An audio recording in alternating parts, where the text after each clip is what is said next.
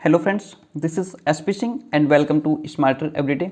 My dear friends, आज हम एक ऐसा टॉपिक डिस्कस करने जा रहे हैं जो कि बहुत ही बेस्ट टॉपिक है हमारे, चाहे आप बीएड कर रहे हो या टेट का एग्ज़ाम देने जा रहे हो, सीटेट का एग्ज़ाम देने जा रहे हो, सुपर टेट हो, हर जगह ये टॉपिक हमको मिलता है।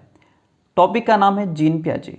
जीन पियाजे एक ऐसे साइकोलॉजिस्ट जो कि हमको हर एग्ज़ाम में देखने को मिल ही जाते हैं, यानी कि इनसे रिलेटेड क्वेश्चंस हमको मिल ही जाते हैं। और जितने भी टीचिंग एग्ज़ाम आप देंगे, जीन पियाजे आपका पीछा छोड़ने वाले नहीं हैं।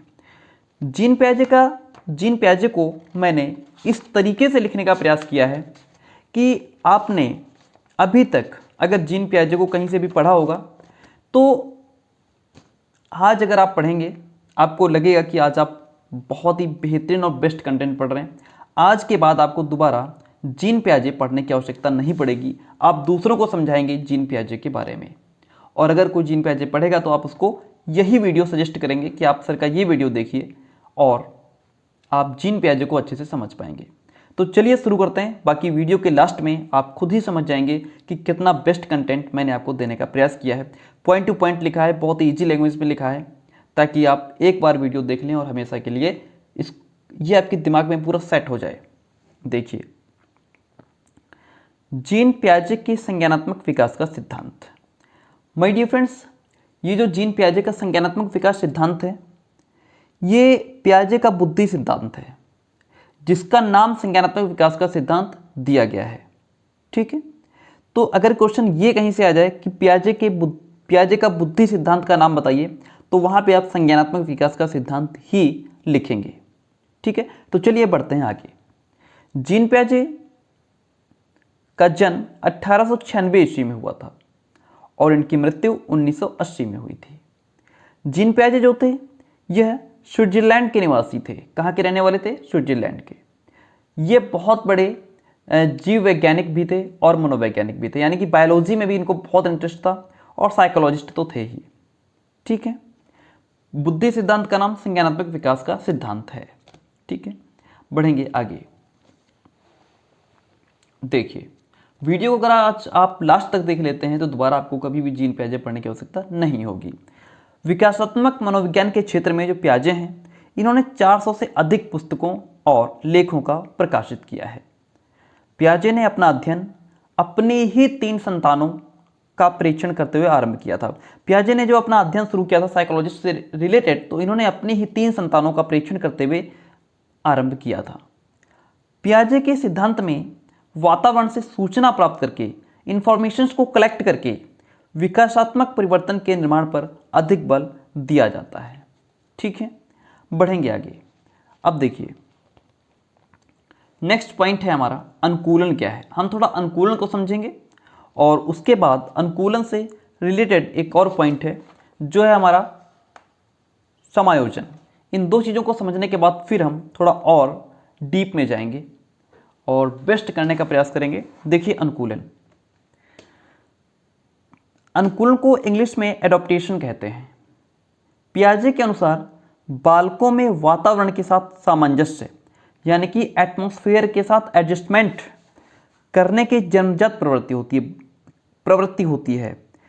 पियाजे कहते हैं कि बालक के अंदर वातावरण के साथ, अपने एटमॉस्फेयर के साथ कैसे एडजस्टमेंट करना है, यह बालक में जन्मजात क्वालिटी होती है, जन्मजात गुण होता है, जन्मजात प्रवृत्ति होती है, जिसे अनुकूलन कहा जाता है, जिसे हम एडॉप्टेशन कहते हैं। ठीक है, जो एडॉप्टेशन है, जो अनुकूलन है, इसकी 2 उप अवस्थाएं हैं।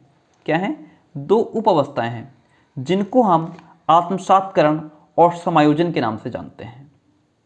माय डियर फ्रेंड्स, अनुकूलन की 2 उप अवस्थाएं पियाजे ने बताई हैं, आत्मसात्करण और समायोजन। ठीक है, आत्मसात्करण को इंग्लिश में एसिमिलेशन कहते हैं और समायोजन को एकोमोडेशन कहते हैं।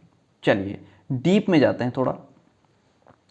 इसको मैं इसलिए इतना डीप समझा रहा हूँ, बाकी आगे तो फिर 1 लाइनर है, सब क्वेश्चंस पॉइंट्स 1 लाइनर है, क्योंकि ये थोड़ा, इसको अगर आप समझ लेंगे तो कोई भी क्वेश्चन पियाजे से रिलेटेड आएगा, उसमें अगर आत्मसात करना जाएगा तो आप अच्छे से समझ जाएंगे उसको कि ये है क्या। माय डियर फ्रेंड्स, यह एक ऐसी प्रक्रिया है जिसमें बालक समस्या के समाधान के लिए, अपनी प्रॉब्लम को सॉल्व करने के लिए, या यूं कहें कि वास्तविकता से समायोजन करने के लिए पूर्व में सीखी गई, यानी कि बच्चे ने जो अपनी गलतियों से या कैसे भी जो पहले उसने सीखा, तो उससे ली गई सीख मानसिक प्रक्रियाओं का सहारा लेता है। वो उससे ली गई जो उसने जो भी अपनी प्रक्रियाओं से सीखा, पीछे जो भी उसने पूर्व में सीखा, तो उनसे सीखी गई मानसिक प्रक्रियाओं का वो सहारा लेता है। जैसे मान लिया कि यदि शिशु जो बालक है किसी वस्तु को उठा करके मुंह में रख लेता है, भाई बालक है, बच्चे हैं, तो उनकी तो ये आदत होती है हर एक चीज़ को उठा करके मुंह में डालने की। तो यह एक आत्मसातकरण का उदाहरण होगा कि वो आत्मसातकरण कर रहा है, उसने पहले भी चीज़ों को उठा करके मुंह में डाला है, उन्हीं से उसने ये नॉलेज गेन किया है कि हर चीज़ को उठा करके मुंह में डालने की आदत उसकी वहीं से आई है। ठीक है, क्योंकि वह वस्तु को एक परिचित क्रिया अर्थात खाने की क्रिया के साथ आत्मसात कर रहा है, यानी कि वो हर एक चीज़ को खाने की चीज़ समझ बैठता है। ठीक है, ये हो गया हमारा आत्मसातकरण। अब हम समझेंगे समायोजन, जिसको हम एकोमोडेशन के नाम से जानते हैं इंग्लिश में। समायोजन होता क्या है? मान लो कि यदि कोई बालक जानता है कि कुत्ता क्या होता है, आपने बालक को बता दिया कि कुत्ता जो होता है उसके 2 आंख 2 पैर 2 आंख 2 कान 4 पैर 1 पूंछ होती है। बालक समझ गया कि ये कुत्ता होता है, आपने दिखा भी दिया। ठीक है, परंतु एक बिल्ली को देखकर जब वह अपने मानसिक संप्रदाय यानी कि उसके मेंटल कॉन्सेप्ट में जो परिवर्तन करके फिर वो बिल्ली की कुछ अलग विशेषताओं पर गौर करता है, तो यह समायोजन का उदाहरण होगा। समझिए पॉइंट को। आपने यहाँ पे आपने बालक को बताया कि कुत्ता क्या होता है, ठीक है, बालक ने बिल्ली नहीं देखी थी, आपने उसको बताया भी नहीं था, फिर सडनली उसने एक दिन बिल्ली देखी। अब वो बिल्ली को देख रहा है कि अरे हमको तो उसने बताया था कुत्ता ऐसा ऐसा होता है, तो क्या ये कुत्ता है? फिर वो अपना माइंड यूज करता है, फिर अपना मेंटल कॉन्सेप्ट के माध्यम से चेंजिंग देखता है, विशेषताएं अलग अलग करता है कि कुत्ता है वो इतना लंबा होता है, इतना बड़ा होता है, उसकी ये विशेषता होती है। अच्छा, बिल्ली है, छोटी है, ऐसे कूद कूद के चलती है, दौड़ती है, आंखें भूरी हैं, यह दोनों में विशेषताएं अलग अलग कर लेता है। ठीक है, विशेषताओं पर गौर करता है, तो फिर यही समायोजन का एक उदाहरण हो जाएगा। बढ़ेंगे आगे। अब आए हैं हम मेन पॉइंट पर, जिसके लिए हम सब परेशान रहते हैं, पियाजे से रिलेटेड क्वेश्चंस में। देखिए, पियाजे ने संज्ञानात्मक विकास की 4 अवस्थाएं बताई हैं। पियाजे ने संज्ञानात्मक विकास की 4 अवस्थाएं बताई हैं। पहली हमारी संवेदी पेशी अवस्था है, जो कि जन्म से लेकर के 2 वर्ष तक चलती है। दूसरी प्राक संक्रियात्मक अवस्था होती है, जो कि 2 से 7 वर्ष तक चलती है। तीसरी ठोस संक्रिया की अवस्था होती है, जो कि 7 से 12 वर्ष तक चलती है। और लास्ट वन औपचारिक संक्रिया की अवस्था होती है, जो कि वयस्कावस्था के प्रारंभ तक चलती है। अब हम इनको एक एक को अलग अलग करके समझेंगे। देखिए, संवेदीय पेशी अवस्था, जिसको हम इंग्लिश में सेंसरी नोट्स स्टेज कहते हैं, यह जन्म से लेकर के 2 वर्ष तक की होती है, यानी कि 0 से 2 वर्ष। यहाँ पे जो 2 वर्ष हैं, इस अवस्था में शिशुओं का संज्ञानात्मक विकास 6 उप अवस्थाओं से होकर के गुजरता है। ये जो 2 वर्ष हैं, इनको 6 जगह बांट दिया गया है। ठीक है, और संवेदी पेशी अवस्था की 6 उप अवस्थाएं हैं। जब ये 6 उप अवस्थाएं पूरी हो जाएंगी, फिर हम 2 नंबर पे पहुंचेंगे। 2 नंबर पे हमें प्राक संक्रियात्मक अवस्था मिलेगी 2 से 7 वर्ष तक की। ठीक है, पहले हम संवेदी पेशी अवस्था की ये जो 2 वर्ष को 6 भागों में बांटा गया है, इसको डिस्कस कर लेते हैं। पहली है प्रतिवर्त क्रियाओं की अवस्था। प्रतिवर्त क्रियाओं की अवस्था, जिसको हम इंग्लिश में स्टेज ऑफ रिफ्लेक्स एक्टिविटीज़ कहते हैं। यह अवस्था हमारी जब बच्चा जन्म लेता है उससे लेकर के 30 दिन तक चलती है, यानी कि 1 महीने की अवस्था होती है। ठीक, यहाँ पे बच्चा जन्म से लेकर के 30 दिन यानी कि 1 महीने का धीरे धीरे हो रहा है। तो इस अवस्था में बालक क्या करेगा? इस अवस्था में बालक कुछ नहीं करेगा। इस अवस्था में बालक का चूसना, रोना और उसकी जो अन्य एक्टिविटीज़ हैं शरीर की, सिर्फ वो इतना ही कर पाएगा। ठीक है, और इससे ज़्यादा वो कुछ नहीं कर सकता। सेकंड है हमारी प्रमुख वृत्तीय प्रतिक्रियाओं की अवस्था, जिसको हम इंग्लिश में stage of primary circular reaction के नाम से जानते हैं। यहाँ पे बालक अब 1 महीने से आगे बढ़ रहा है और धीरे धीरे 4 महीने का होने जा रहा है। ठीक है, इस अवस्था में बालक आत्मसातीकरण और समजन करना सीख लेता है।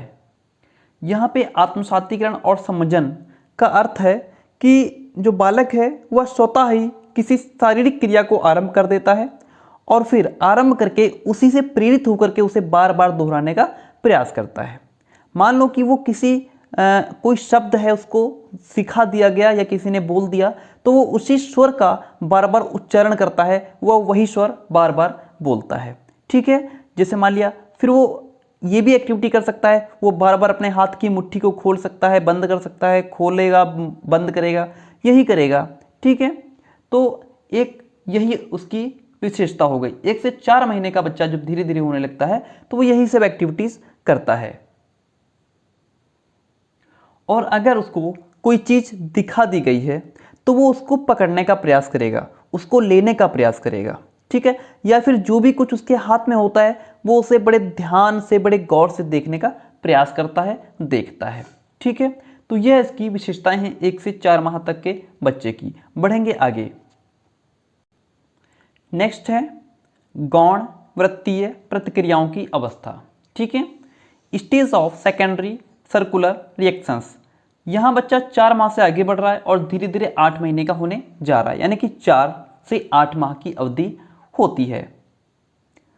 इस अवस्था में क्या होता है, जो बालक है वह वस्तुओं को उलटने, पलटने और छूने पर अधिक ध्यान देता है।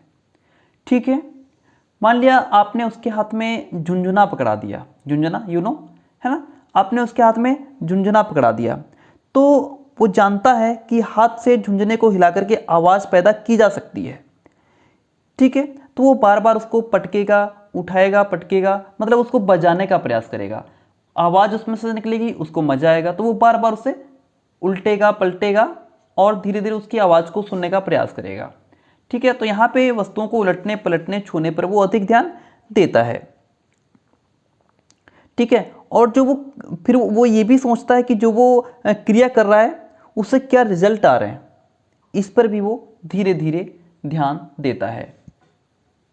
नेक्स्ट है गौण स्कीमेटा के समन्वय की अवस्था, जिसको हम इंग्लिश में stage of coordination of secondary schemata कहते हैं।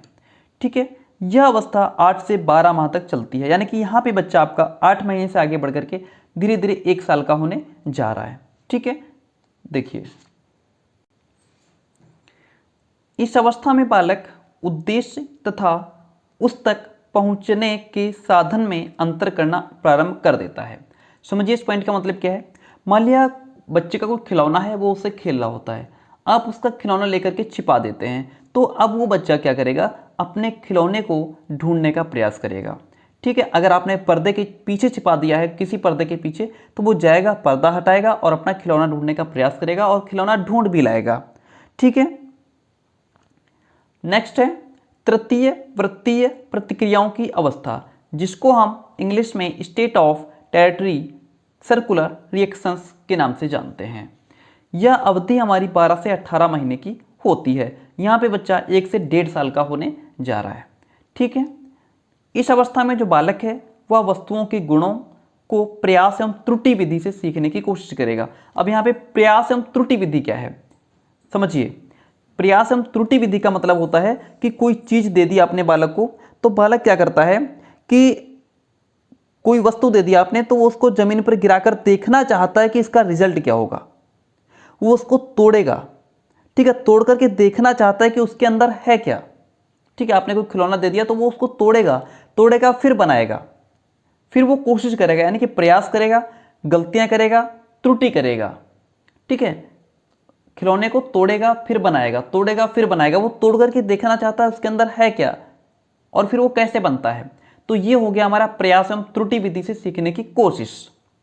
बढ़ेंगे नेक्स्ट पॉइंट की तरफ, लास्ट वन यानी कि 6 जो कि हमारी पहली अवस्था है 0 से 2 वर्ष की, उसी के अंतर्गत जो छठी उपावस्था है उसकी बात करेंगे। मानसिक संयोग द्वारा नए साधनों की खोज की अवस्था। ठीक है, मानसिक संयोग के द्वारा नए नए साधनों के खोज की अवस्था है ये। इसे हम stage of the invention of new means through mental combination के नाम से जानते हैं। ठीक है, यह अवस्था हमारी 18 से 24, यानी कि यहाँ बच्चा 1.5 साल से बढ़कर के 2 साल का होने जा रहा है। ठीक है, माँ की अवधि की समस्या है। समझिए, इस अवस्था में जो बालक होता है वह वस्तुओं के बारे में चिंतन करना प्रारंभ कर देता है, क्योंकि बालक अब 2 साल का होने जा रहा है। 2 साल का बालक धीरे धीरे चिंतन करना प्रारंभ कर देता है। बालक यहाँ पर समझने लगता है कि किस एक्टिविटी से उसको सफलता मिलेगी, किस एक्टिविटी से उसको असफलता मिलेगी। ठीक है, और इस प्रकार से मानसिक स्तर पर ही वह प्रयोग द्वारा यह खोज करने लगता है कि कौन सी क्रियाएं की जाएं। ठीक है, जिससे वो जो चाहता है वो उसे मिल सके, उसके उद्देश्य की प्राप्ति हो सके। ठीक है, तो ये होता है हमारा मानसिक संयोग द्वारा नए साधनों की खोज की अवस्था। ओके, अब देखिए, आपकी जो पहली अवस्था थी संवेदी पेशी अवस्था 0 से 2 वर्ष की, वह कंप्लीट हो गई। उसके अंतर्गत 6 उपावस्थाएं थी, वो आपने पढ़ ली। अब जो दूसरी अवस्था है हमारी प्राक संक्रियात्मक अवस्था, जिसे हम प्री ऑपरेशनल स्टेज कहते हैं इंग्लिश में, यह हमारी 2 से 7 वर्ष तक की होती है। यहाँ बालक 2 वर्ष से बढ़कर के 7 वर्ष तक जाता है। यह प्रारंभिक बाल्यावस्था होती है। बालक की जो प्राक संक्रियात्मक अवस्था होती है या उसकी पहली प्रारंभिक बाल्यावस्था होती है। इस अवस्था को 2 अवधियों में बांटा गया है। पहली प्राक संप्रत्यात्मक अवधि, जो कि 2 से 4 वर्ष तक की होती है। दूसरी अंतर्दर्शी अवधि, जो कि 4 से 7 वर्ष तक की होती है। यानी कि जो प्राक संक्रियात्मक अवस्था है 2 से 7 वर्ष, इसको 2 भागों में बांट दिया गया है, पहले 2 से 4 और फिर 4 से 7। डियर फ्रेंड्स, इस अवस्था में जो बालक होते हैं वह खेल के प्रति अत्यधिक रुचि रखता है। डियर फ्रेंड्स, जब बालक की जो बाल्यावस्था है, जो उसकी अवधि है, जब वो 2 से 4 वर्ष तक की रहती है, तो वहाँ पे बालक में बालक जो है वो चिंतन करने लगता है। उसके लिए खेल आवश्यक हो जाता है और उसमें धीरे धीरे भाषा का भी विकास होने लगता है। ठीक है, और अनुकरण और जो इमेजिनेशन है उसकी भी प्रोसेस, यानी कि उसकी भी प्रक्रिया उसमें प्रारंभ हो जाती है। उसके अंदर इमेजिनेशन यानी कि कल्पनाएं करने लगता है बालक, यहाँ पे अनुकरण करने लगता है। ठीक है, और बालक जो है वो अपने पूर्व अनुभव जो उसने पहले सीखा उसके आधार पर वातावरण से कैसे एडजस्टमेंट करना है वह यह भी सीखने लगता है। ठीक है, दूसरी बात, जब बालक यहाँ पे 4 से 7 वर्ष तक बढ़ रहा होता है तो वहाँ पे जो बालक का चिंतन है वो तार्किक नहीं होता है। ठीक, यहाँ पर बालक जो है वो सामाजिक कार्यों में रुचि लेने लगता है और जिसके फलस्वरूप वे सामूहिक क्रियाकलापों में भाग लेने भी लगते हैं। बालक यहाँ पे चिंतन द्वारा आत्म पहचान भी करने लगता है, अपने आप को पहचानने लगता है और वातावरण द्वारा जो प्राप्त उसके एक्सपीरियंस है, जो अनुभव है, उसके आधार पर बालक योग्यता के अनुसार कार्य भी करने लगता है। और सबसे बड़ी बात कि वो दिवा स्वप्न होते हैं। दिवा स्वप्न का मतलब होता है दिन में ही सपने देखने लगता है बालक और फिर उसको साकार करने का प्रयास भी करता है। ठीक है, तो इसी प्रकार से वो आत्मसातीकरण और समंजन में संतुलन भी बनाने लगता है जब बालक 7 वर्ष का हो जाता है। तो आई थिंक ये समझ में आ गया होगा। बढ़ेंगे आगे।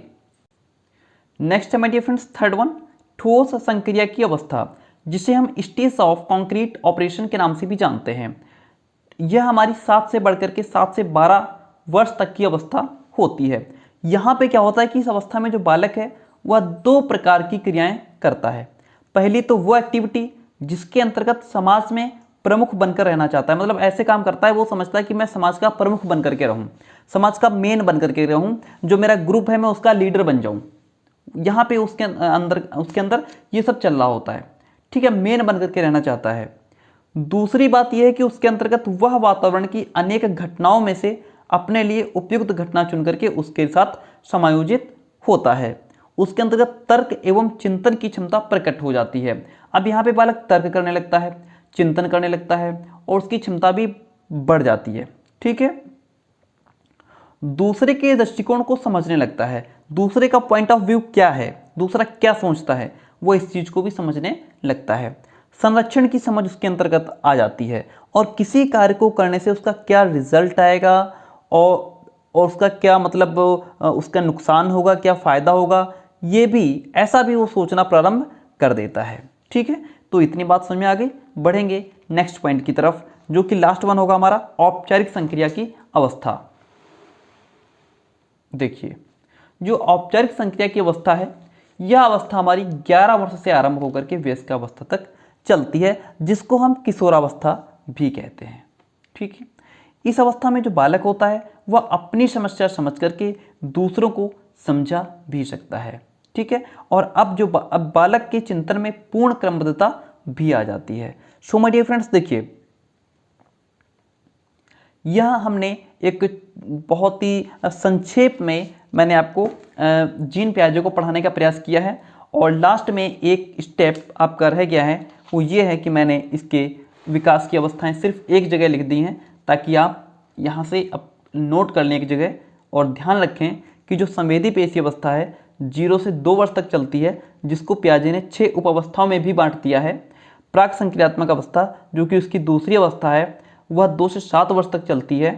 ठोस संक्रिया की अवस्था है, जो कि 7 से 12 वर्ष तक चलती है, और औपचारिक संक्रिया की अवस्था है, जो कि 12 वर्ष से वयस्क अवस्था तक चलती है। माय डियर फ्रेंड्स, आशा करता हूं, आई होप कि आपको वीडियो बहुत पसंद आया होगा और आपने लाइक भी कर दिया होगा। अपना प्यारा सा कमेंट छोड़ करके जाइए। जितने भी टीचिंग एग्जाम होते हैं आपको यहीं से क्वेश्चंस मिलने वाले हैं। अगर आपने इतना समझ लिया, 2-3 बार वीडियो को रिपीट करके देख लीजिए, रिवाइज करके देख लीजिए, और अगर आप इसकी पीडीएफ चाहते हैं तो फटाफट टेलीग्राम चैनल पर आ जाइए, मैं इसकी पीडीएफ वहीं पर शेयर कर रहा हूँ। ठीक है, अगर नहीं मिलती है तो कमेंट बॉक्स में कमेंट कर दीजिए कि सर हमको पीडीएफ नहीं मिली है टेलीग्राम चैनल पर, मैं इसको रीसेंड कर दूंगा, फिर से सेंड कर दूंगा, ताकि आप जब भी जरूरत पड़े तो आप ये इससे पढ़ सकते हैं। ठीक है, क्या आपने अभी तक चैनल सब्सक्राइब नहीं किया, प्लीज़ सब्सक्राइब कर लीजिए, बेल आइकन प्रेस कर लीजिए, ताकि आने वाले हर क्लास की नोटिफिकेशन आप तक पहुंच सके। तो चलिए माय डियर फ्रेंड्स, अपने फ्रेंड्स तक, दोस्तों तक, जहाँ जहाँ हो सके इसको शेयर कर दीजिए। एक पूरा कंटेंट तैयार करके उसको आप तक पहुँचाने में बहुत मेहनत लगती है।